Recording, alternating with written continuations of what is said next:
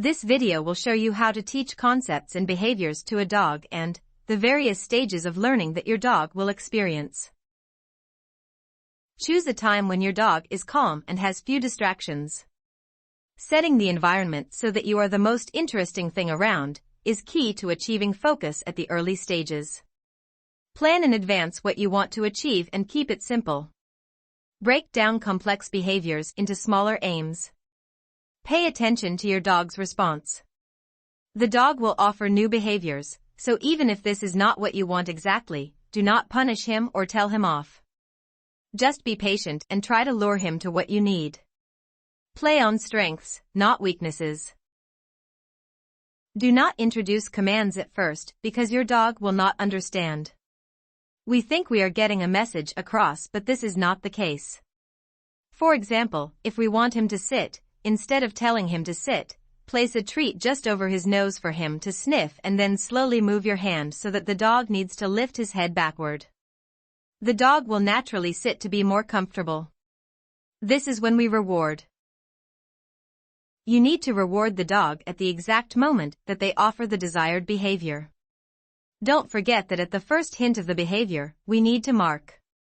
Use a short praise like nice, or you can use your clicker. Every time there is a wanted behavior, we must mark. Immediately after we mark, we must reward with a treat.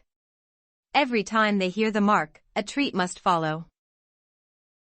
The essence of this routine is that the marker will help the dog associate the behavior with the reward more easily, making it easy to understand that the offered behavior means there's a treat coming up. It's important to mark the end of the training sessions. This is of utmost importance to allow your dog to calm down and not learn to prompt our response. Once we are finished, let your pup know he can disengage by using a visual and verbal cue. Always use the same one that isn't repeated in other scenarios.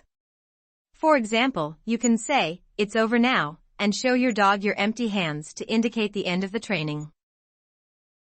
Your dog will go through different stages of learning while we train him. Stage 1. He doesn't care about the marker and focuses on distractions, or is unsure of what to do.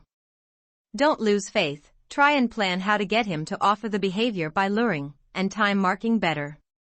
There should be no delay between one and the other. Stage 2. He will start turning his attention to you after the mark, predicting that a treat is coming. The dog's focus is now on the marker. Good job. It means your dog is starting to make an association between the marker and treat. This stage is only achieved in the early phases. Once the dog understands how marking works, he will jump to stage 3 directly. In stage 3, your dog starts to anticipate the mark and offering the behavior that was previously rewarded. Way to go! At this stage, the dog is starting to relate the behavior with the marker and the treat. This is when you can go a step up and introduce a cue. A cue could be verbal such as sit or a hand signal. Hand signals are easier for a dog to understand as we are not always consistent in our language. Sit is not the same to a dog as sit down. We understand that they mean the same thing, but dogs don't. In stage 4, your pup can link the cue with the wanted behavior, offering it consistently after receiving the order. Well done! Now is the time to generalize and take training to real-life situations. Make training sessions interesting, fun and not predictable. Take baby steps, but practice in different environments with different distractors. Remember to stop training sessions before you get frustrated or your pup gets too distracted. Training should be a bonding time between you and your loyal companion.